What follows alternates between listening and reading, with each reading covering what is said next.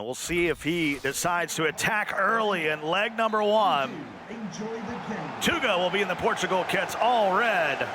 And NICOLAS, representing Argentina. He will don the all-white kits. And to the pitch we go. You're completely right, an early goal would change everything for TUGA. One thing that NICOLAS is very comfortable at doing in FIFA is just dominating and controlling a lead. However, if you get him on the back foot and you make him switch his game plan, that's when you're gonna find success. So TUGA most certainly will hope that his 4-4-2 formation and the spread and the width that he has on the pitch will allow him to get a couple of decent chances early on here. Alexandro will get another touch here. Very early in this one. Maldini. Boy, well far up here. Careful not to give it away. Ronaldo! For a moment had a touch in the right direction, but just a bit heavy. You can see how NICOLAS just wanted to play that extra pass and hoped there was going to be the space to get the shot away and let rip.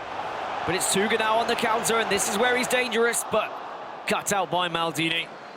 And that's where NICOLAS needs to be, what he needs to be doing all game, just very aware with his player switching, moving them into the kind of line of fire, and making sure no easy passes are made. Boy, Hullet was standing alone on the penalty dot. If that pass would have made it through. Alexandro. There's Hullet. Vieira with a touch to Ronaldo. Back to Ronaldo. Back to Ronaldo again. Keep up with the Ronaldos. And it'll just be a goal kick. And NICOLAS just getting back into things after a short break, I feel. Timing that one yellow.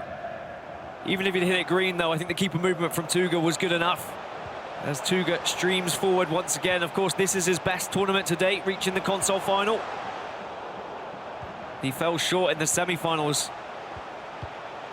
in Bucharest. And what on earth is Noah doing there?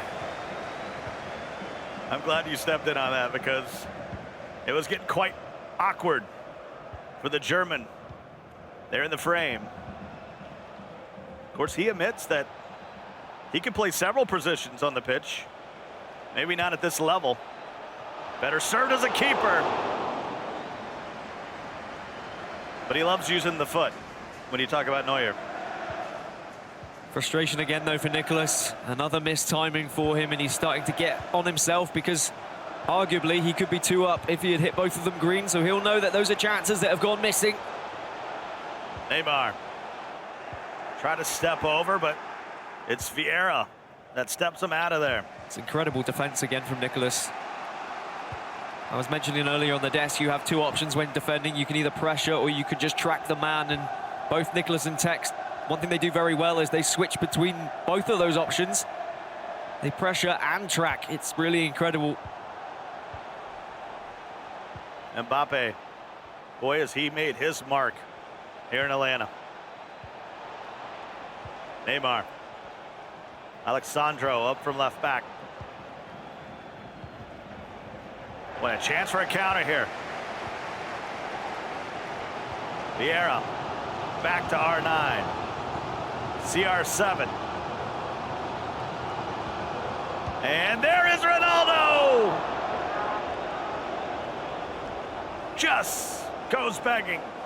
And TUGA does look very dangerous on the counter-attack.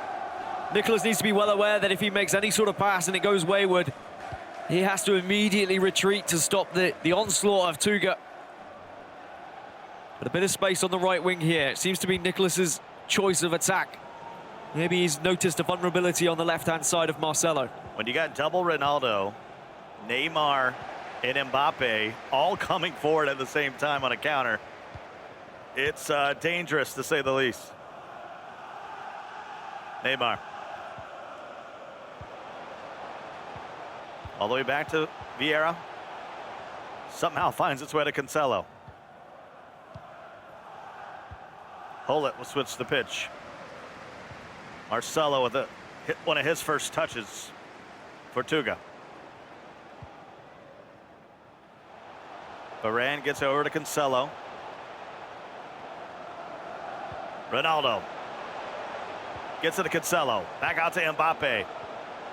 And Hullet able to dispossess. And after all that work, it just comes to nothing as well. And because Cancelo had joined the attack, it means Mbappe can run riot on the left wing with Sandro. I am liking that a lot of the players have gone back to the likes of Cancelo, Marcelo, Sandro. Even though we were seeing a lot of Ramos and Varane being shifted right and left because of the back post headers. A lot of players now have noticed they can actually stop those El Tornadoes from coming in. If they get the right defender and they pressure enough, they're not as vulnerable to it. So it's been good to see a couple of changes and how it's developed as these tournaments have gone on. Hullet on the foot of Mbappe, who tried an extra touch. Somehow Hullet keeps it into the final third. Ronaldo will track back. A bit of an overlap here. And I think that's why he tracked back, to make sure he didn't get countered. Those are the passes Nicolas needs to be careful with. He's been a little bit sloppy here or there, but he's been somewhat fortunate to regain possession. Tries to cross it in with Hullet. Neymar. And here comes Vieira. And Nicolas looks like he's run out of options already early on in this game. As we come to a close of the first half, he just dinked one in with Hullet there, we saw at the end of his attack, and that usually is signs of, well, I don't really know what I should do at this point, but maybe one last chance in the half. No, snuffed out. And Cancelo will take us to halftime. 0-0. And if you're TUGA, you're okay with this. You know you'd like to have one, but a tremendous defensive effort matching the defensive prowess of Nicolas. And both of them have had very good defensive records throughout the tournament. TUGA has only conceded 20 goals this tournament from the, 7 games that he's played. Whereas for Nicolas, he's only conceded 16 from 6 games. Wow. So that shows what kind of matchup we have. And as I mentioned in the PS4 semi-finals, when you get two players like this who are very similar styles with the possession, with the defensive ability, it is going to be quite tentative and quite tight for the first 45 minutes, maybe even for the first 90 minutes for the first leg, because remember, this is a two-legged game. And then it opens up in the second leg. As soon as we see that one goal, then both players start to go forward a little bit more. We'll see what the second 45 has in store. Scott Cole and Dan Gaskins along with you from the commentary booth here in Atlanta. An amazing tournament thus far. Hanging out with the E-League. Not a bad place to be, and the flag will be raised on Ronaldo. It is a beautiful studio here, the perfect fitting and setting for some incredible players as we're now underway in this second half. And Nicolas, even though he hasn't offered too much going forward, I think he'd be more than happy with how he has performed early on. A very calm and sensible display from him, as it always is. But TUGA will be very impressed, I feel, with how he's managed to handle Nicolas. Because even though I do say Nicolas is an incredible defensive player, he is very scary on the offense as well. Luka Modric. Couple touches. Ronaldo, R9. Be cut out by his counterpart. He just lofts that one forward to Mbappe, and it's red shirt screaming and streaming forward. Mbappe has found a little bit of space there, Scott, and I tell you what, I thought that was going to be our first goal of the game, but again, good defensive work from Nicolas.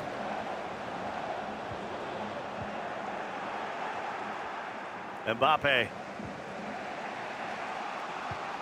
gets it to Hullet.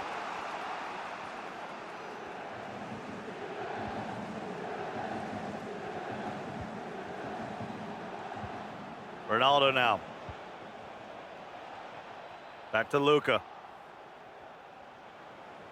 Award winner from last year. Tremendous seasons, including the World Cup. And here's a cross, easily defended. Yeah, poor cross really, as again, Nicolas just not really knowing what to do when he gets the ball on the left-hand side, because it was Sandro. You're not going to be able to dance into the area like you would if it was your likes of Neymar, etc. So he does just go for a cross, but it landed on the penalty spot, and Neymar's not going to be able to beat the likes of Varane and Ramos in the air. Nice through ball just outside the 18. Ronaldo will take it in, donning that number 10 kit. And that'll go all the way through to Mbappe. Got to be careful not to give him space. And Hullet able to get it out of there. And here's the 4-4-2 in full effect now on that counter. Plenty of room on the right-hand side for Mbappe, and R9 was also making a darting run forward, but he's been forced backwards, but again, he's found possession. Really good stuff going forward from TUGA. Ronaldo, but NICOLAS is right there with Hullet. And we're going to play the advantage. Might have a card incoming. See what the match official decides to do on the next stoppage. Neymar to Luka. Back to Neymar, the Brazilian skiller. And Sergio Ramos will make the stop. Still in doubt as TUGA gets it up to Mbappe. Hullet to Vieira. He'll wait for some more support. Ronaldo with some space, a one-time first-timer from R9, but turned away. Yeah, amazing goalkeeper movement there from NICOLAS, really recognizing where the play was heading. And NICOLAS really struggling with his usual passing game. I think with the 4-4-2 that's in effect for TUGA, and the fact that he's pressing up the pitch and you almost have 4 players defending at the halfway line, but it's the strikers, NICOLAS is forced to play like lofted through balls to his right wing, to his left wing, just dinking it over those 4 players. But then it's what he does from there. He's kind of got a little bit lost on the wings, hasn't been trying croquetas or any sort of heel to heels to beat those men. Instead, he's just been trying to cross it into the box, and it hasn't worked out too well thus far, but I know NICOLAS, and I know what an incredible player he is. I'm sure he'll be switching things up when he notices. Defended at the top of the 18, Messi. Back to Luka. But Varane with a bit more physicality. We'll keep it on this half for TUGA. Neymar. Beautiful pass to Messi. Hullet's got space. He'll go wide. Pele. Messi. Ronaldo!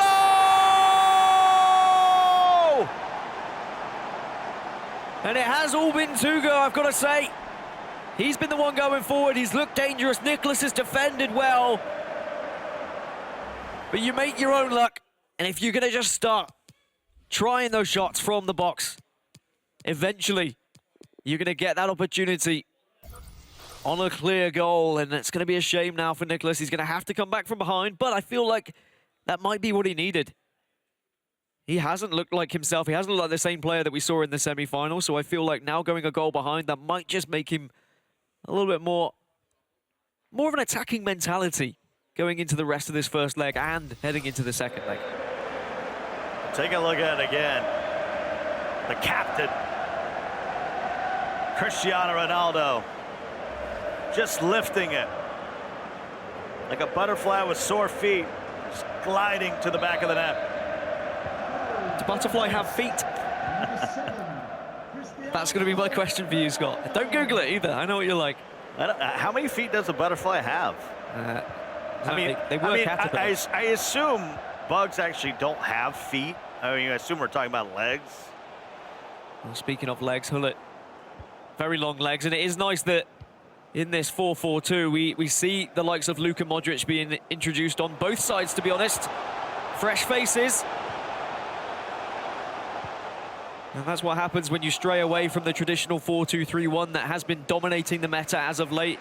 We've seen pretty much the same foot items used game in, game out, but it's starting to switch up.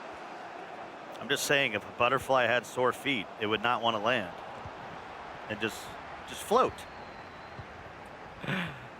84th minute incoming. 1-0 in favor of the underdog TUGA. Trying to bring the first cup to Portugal.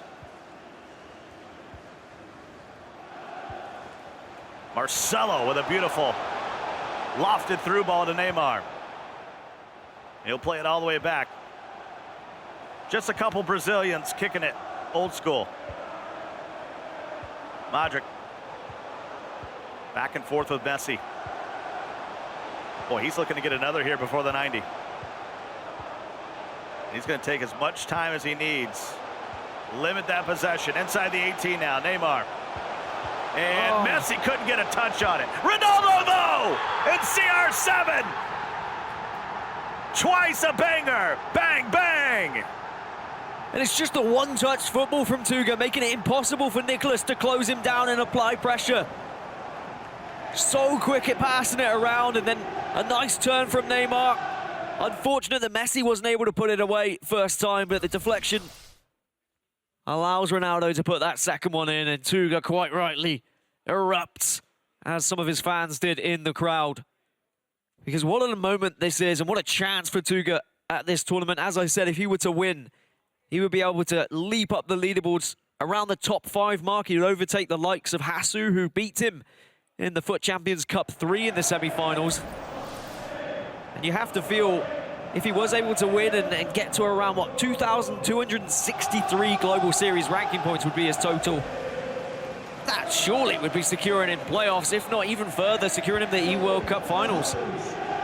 99 shooting, 99 position, 99 finish, 99 shot power, 99 long shot. 99 red balloons. Or maybe That's 99. Cristiano Ronaldo. Oh, he's somehow snuck it in. In extra time. Wow, a stunner. And underneath the keeper by Ronaldo to bring us within 1. I know that Nicolas's trademark is just to apologize after every goal, but he's got that one out of absolutely nowhere. Has done very little in this game, but that is a lifeline that he desperately needed. But that's what champions do. They get goals when you least expect it.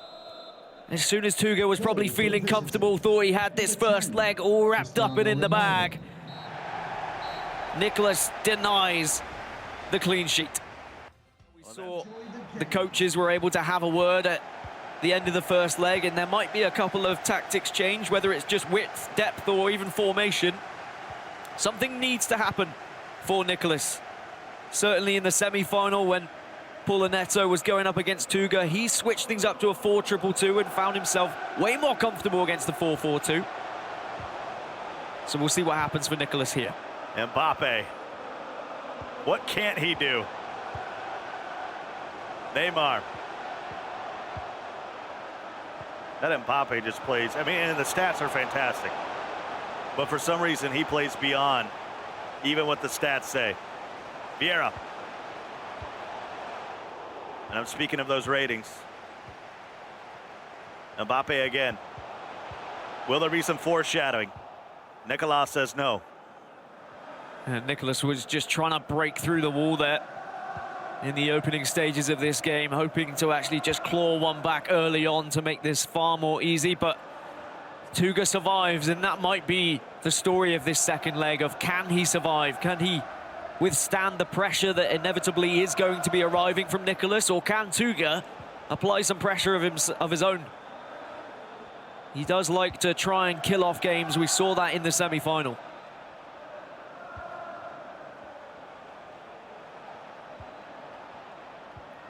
Ronaldo, dispossessed by Vieira. Former Arsenal icon. Pull it. And Cancelo says hello. Nicolas looking for the equalizer. Bring us all level here on aggregate. It's just the amount of players in white shirts up at the other side of the pitch. I don't think a lot of players will be used to seeing that kind of line of 4 players on the halfway line. It makes it so much more difficult to be able to play it between the 2 CDMs, which you often see with a 4-2-3-1. But they're slowly trickling up the pitch here, back and forth. Hold it. Boy, gets manhandled. You don't see that often. But Vieira, a little icon on icon. Collateral damage. Ronaldo now. Oh. Almost an amazing through ball, as he had Neymar cutting on the left wing. And you can see the formation has changed for Nicolas as well. Both Ronaldos in the centre up front, and Mbappe on the right, Neymar on the left. R9. And R9 can't do anything with it.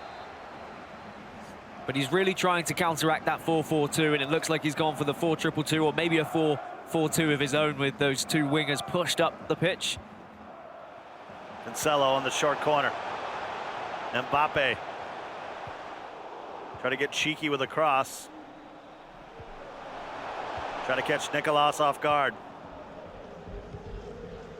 Ronaldo will switch the pitch to Mbappe, and Cancelo will join the attack. Pull it. Gets it to Ronaldo. Beautiful through ball, but he's going to be a step off the pace. But those are the danger zones. Those are the worries for NICOLAS, that if one of those is onside, if he does manage to finally get that through ball that he's been searching for, he could find a 2-goal cushion. Or as one of my producers said, a TUGA cushion. I'm okay with puns. Keep bringing them. Neymar. Gets it to Ronaldo. Back to R9. There's the Portuguese version. And Hullet with a nice deflection that leads to a possession. Now for NICOLAS. And you can see NICOLAS is trying to find those wingers. Mbappe, though, is making runs into the middle of the pitch. Ideally, you'd like Mbappe and Neymar spreading themselves. I don't know whether that's the tactics in-game for NICOLAS. He might need to up the width a little bit to offer up more room on those edges of the pitch. But certainly, he looks just stuck in the center of midfield. Finally finds a bit of space with Cancelo. But the defensive work from TUGA has been phenomenal. Of course, if we had a kit change that I should have brought your attention here for leg 2. Red and blue shirts of NICOLAS against the all-white Portugal national kits for TUGA. You can easily see that if you look to the left and right of their names up there on the left-handed scoreboard. So you'll see a little strip of red on the left, little strip of white on the right. 0-0 in the second leg. It's a 1-goal lead here for TUGA. And we are used to seeing NICOLAS in this FC Basel strip, of course, representing them and wanting to really show that he is still the #1 player on the PS4 side of things. But he's being challenged right now, and time is slowly ticking away for him as we get towards the end of the first half. I wouldn't say that NICOLAS has been playing particularly badly in this game. He's shown a lot more promise going forward, but it's more been the defensive impress for me on the side of TUGA. He's shown what he's made of. R9 with a drag back right to Ronaldo, and it hits the post, but Mbappe cleans it up. And TUGA goes up by 2 goals. Sorry, I can't get down on the pun. And maybe stick that flag on a pole and wave it high and very proud, because TUGA, we were talking about Cinderella stories when we had Pauloni at 380th, but I've got to say, I mean, 26th versus 1st, that's still a significant difference in the Global Series rankings. Well, it doesn't look like they're going to have that differential for long. No, I mean, he is really going to skyrocket if he were able to get a win here. It would be a shame for NICOLAS, because this really is a chance for him at this tournament to try and get his name on that trophy. He has won a cross-console final, but it was only at an LQE. It wasn't at a FUT Champions Cup. He was the first PS4 player to win a cross-console final in over 2 years, as PS4 finally toppled Xbox, but Stefano Pino went on to do the same at another LQE as well. But at FUT Champions Cups, it's been all Xbox. Dylan Mike, the most recent winner. Could it be TUGA, though, who is the 5th player to ever have his name on that FUT Champions Cup trophy? Possession for him again. Well up the right side. Mbappe. Back to R9. Back to him again. He centers it for Neymar, who for some reason wanted to put it on the right foot. Question mark. He just wanted to keep playing that ball around, just searching for that perfect moment to try and get a clear chance on goal, hoping for an open goal, maybe hoping for some goalkeeper movement from NICOLAS. Because that's one thing that Nicolas has always prided himself on, and I've always been very impressed, is how he reacts to the game with his goalkeeper movement. But I think it's going forward. We need to see more from Nicolas now. Defensively, he's looked good, but he has presented chances naturally to TUGA, as he's just been giving away possession in that final third, and then TUGA's just been hitting him on the counter-attack. Well, here comes the second 45 here in leg 2. The deficit is also 2 for Nicolas as he tries to press.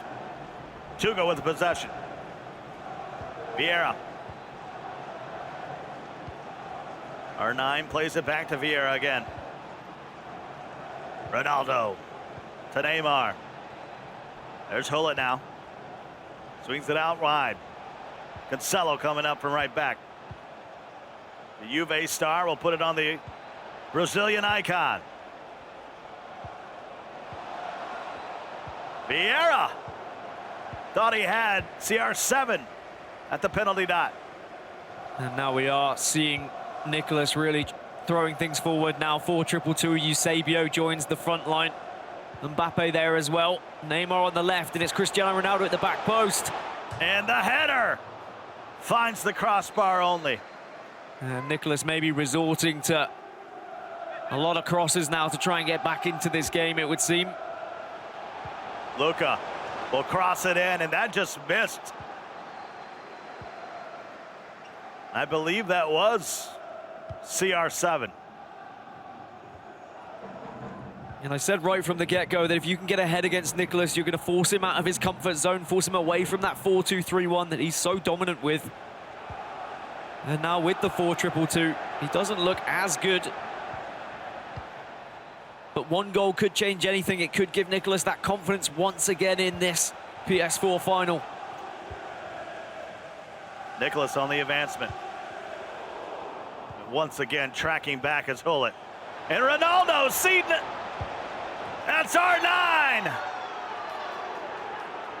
The Brazilian icon, perhaps, has put this one out of reach.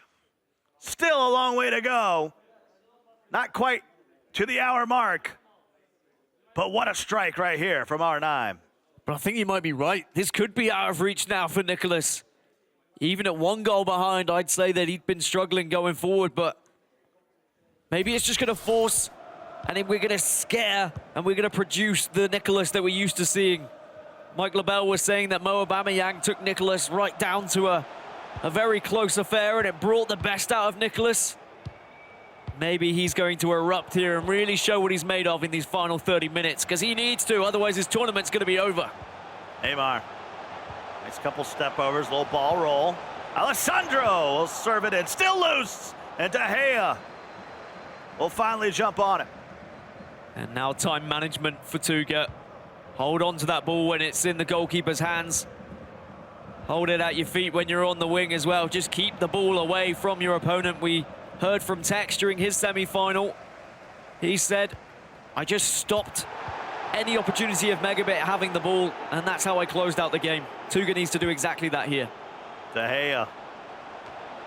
Bomb it out of his own end. Possession back with Nicolas. What does the Argentinian have for us? Neymar all the way across. Little heel to heel, but Marcelo's up to the challenge. But I guess why are we only seeing the heel-to-heels, the croquetas now from Nicolas? A mistake, though, from TUGA. You've got to be careful giving Nicolas too many chances at the end of the game. Trying to find Eusebio. And Mbappe. Get it back to Hullet here for TUGA. 70 minutes gone by now. 20 away from being the champ.